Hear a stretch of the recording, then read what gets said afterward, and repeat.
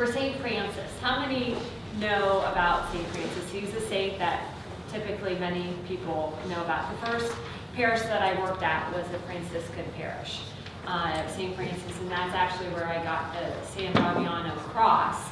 Brother Mike was one of the people on staff at St. Francis, and he gave me the San Damiano cross.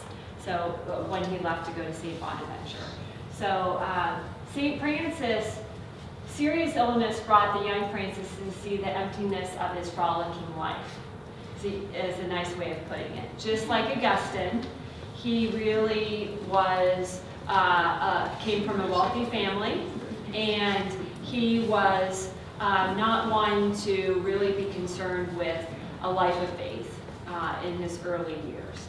And he, for the cross, the San Damiano cross has a special meaning for Francis, is when he was at a church, he felt God was speaking to him saying, "Build my church." And at first, he took that literally, meaning the church that he had gone into where the cross was being hung, to physically repair the church.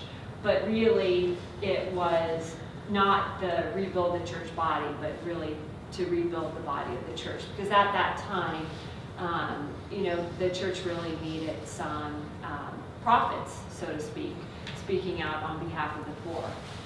Before his death at 44, and so that's what this picture represents, he received the stigmata, the wounds of Christ in his hands, feet, and side.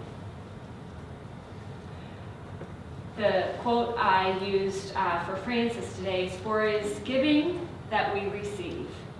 And for Francis, he was a wonderful balance between total devotion to prayer, but then the active preaching of the good news. So, and it's really interesting that our Pope Francis, again, really taking the name Francis when he was named Pope, I think is a wonderful balance of the two as well.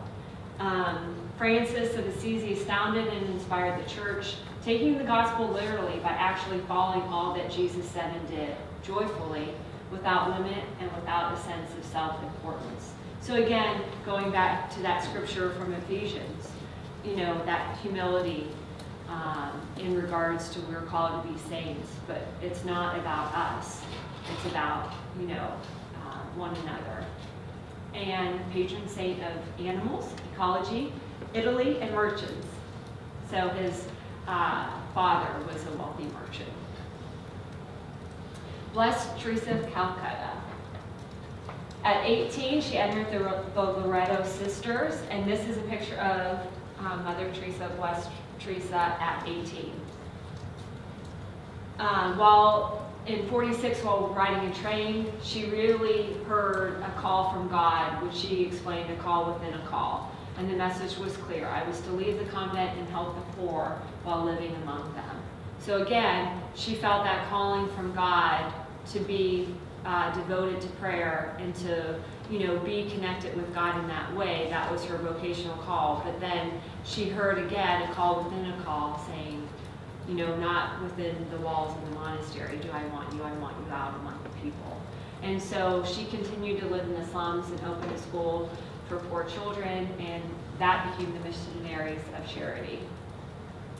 Not all of us can do great things, but we can do small things with great love. Mother Teresa. She worked tirelessly on behalf of the poor, and her love knew no bounds, nor did her energy.